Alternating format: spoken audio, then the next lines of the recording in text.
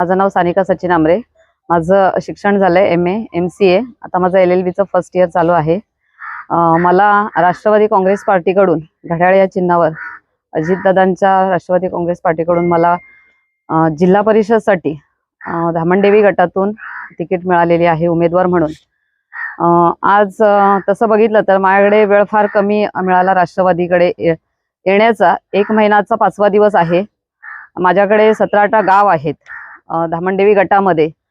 आज सलग सकाळी उठल्यापासून रात्रीपर्यंत आम्ही प्रचाराला फिरतो। माझे आता जवळजवळ सेकंड राऊंड गावागावांमध्ये चालू आहे। तर प्रचाराच्या दरम्यान अनुभव म्हणाल तर 100% लोक मतदार आपल्याला स्वीकारतात असं सध्याचं चित्र दिसून येतं की गेल्यानंतर की आपल्याला लोक लाईक करतात किंवा आपलं जे व्हिजन ऐकून लोक आपल्याला रिस्पॉन्स चांगल्या प्रकारे देत आहेत। ही सगळ्यात म्हणजे आम्हाला अभिमानाची गोष्ट वाटते। आज राजकीय क्षेत्रात येण्यापाठीमागचं कारण की मी जेव्हा गावागावातून फिरते, गाठीभेटी घेते, तसे माझं समाजकार्य गेल्या 12 वर्ष चालूच आहे। माझी इंग्रजी माध्यमाची शाळा आहे। त्या शाळेमध्ये बिना डोनेशन जवळ 400-450 मुलं शिकत आहेत। तर शिक्षण ही समाजाची फार महत्त्वाची गरज आहे। ती करता करता शिकल्यानंतर मुलांना नोकऱ्या किंवा विकास म्हणजे रस्ते, पाणी, आज खेड्यापाड्यांमध्ये बघितलं तर स्ट्रीट लाईट, ह्या सर्व समस्या फार छोट्या छोट्या आहेत पण त्या लोकांसाठी फार भयानक आहेत। आज खेड्यापाड्यात बघितलं तर खूप मोठ्या पाखाड्या असतील किंवा स्ट्रीट लाईट असतील, ह्याची कामं जशीच्या तशी पडलेली आहेत। लोकांच्या फार अपेक्षा आहेत, लोकांचा आक्रोश खूप मोठा आहे। तर मला ह्या मिळालेल्या उमेदवारी म्हणजे राष्ट्रवादीकडून जी उमेदवारी मिळाली त्यात जर यशस्वी झाले किंवा काही लोकांशी माझं ज्यांच्यासोबत कनेक्शन झालंय त्या लोकांपर्यंत मी इथून पुढे 7 तारखेनंतरही पोहोचून त्या समस्यांवर माझ्या परीने जेवढं शक्य होईल तेवढा मी त्यांना आश्वासन देते की ते पूर्ण करण्याची जबाबदारी माझी असेल। काय समस्या समोर करण्याचा म्हणताय की या ठिकाणी विकास झाला नाही, कबूल करता विकास यापूर्वी झालेला नाही, तर नेमकं जबाबदार कोण काय सांगा? नाही, तसं बघितलं तर विकास ही गोष्ट बघा की अशी की एकाच स्टेपला येऊन थांबत नाही। आता रस्ते तर हे होतच राहणार, असं नाही की काहीच विकास नाही झाला। आपण दळणवळणाची साधनं, जे रस्ते, ज्या ह्या मूलभूत गरजा आहेत ते तर गावागावामध्ये पोहोचलेले आहेत। पण काही लोकांच्या समस्या अशा आहेत की वाडी अंतर्गत जे रस्ते आहेत किंवा वाडी अंतर्गत ज्या पाकाड्या आहेत किंवा ज्या वाडीवाडींमध्ये स्ट्रीट लाईट आहेत, ह्या छोट्या छोट्या समस्या आहेत। मोठ्या तर आता गावापासून एक हायवे पासून गावापर्यंत जाणारा जरी रोड असेल पण त्याच्या अंतर्गत जाणाऱ्या लोकांच्या समस्या ह्या आतल्या खेड्यातल्या ज्या समस्या आहेत त्या फार आहेत।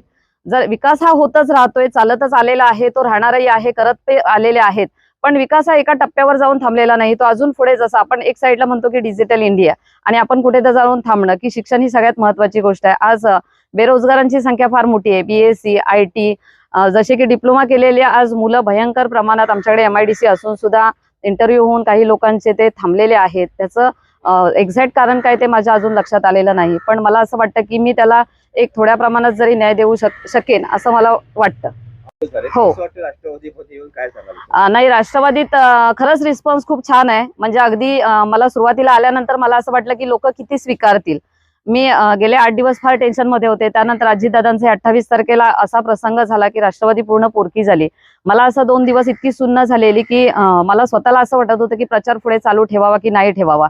नंतर 2 दिवसानंतर मला वाटतं 5च्या दरम्यान विचार केला की नाही, अजितदादांची राष्ट्रवादी म्हणजे फक्त राष्ट्रवादी हे नाव नाहीये किंवा घड्याळ हे चिन्ह नाहीये। अजितदादांचा कार्य आणि विचार ह्या गोष्टी जर आपण पुढे नेल्या तरच खरं अजितदादांना ती आपण भावपूर्ण श्रद्धांजली दिल्यासारखी आहे। आणि मग मी परत त्या राष्ट्रवादीतून आल्यानंतर परत लोकांनी मला फार सपोर्ट केलाय। जी लोक आहेत माझे मतदार बंधू भगिनी, यांनी सपोर्ट करून आज खरंच आम्ही फार चांगल्या पद्धतीने प्रचार करत आहोत। सर, समोरचा उमेदवार काय आहे किंवा काय नाही ह्यापेक्षा मी काय करू शकते आणि मला कुठपर्यंत जायचं आहे हे सगळ्यात मी स्वतःला मी पुढे कसं देता येईल मला 100% न्याय इतकंच मी इम्पॉर्टंट ठेवते। कारण आपण बघा, एकमेकांची तुलना करण्यात किंवा एकमेकांचा असं विरोधक म्हटला तर आपल्या कामामध्ये व्यथा निर्माण होतात।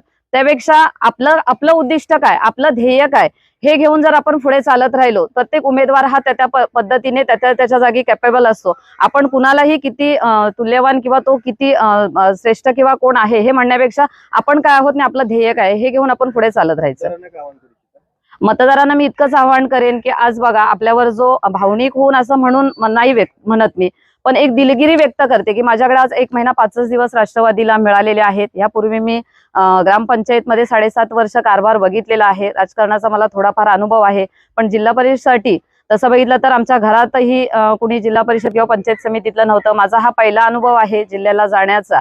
आणि मी अखंड माझ्या मतदार बंधू भगिनींना, मायबाप यांना विनंती करते की मला ह्या फार कमी वेळात तुम्ही स्वीकारलंय आणि येत्या 7 तारखेला तुम्ही ह्या घड्याळाच्या बटनाच्या पुढे घड्याळाच्या समोरचं बटन दाबून आम्हाला जास्तीत जास्त मताधिक्याने विजयी कराल.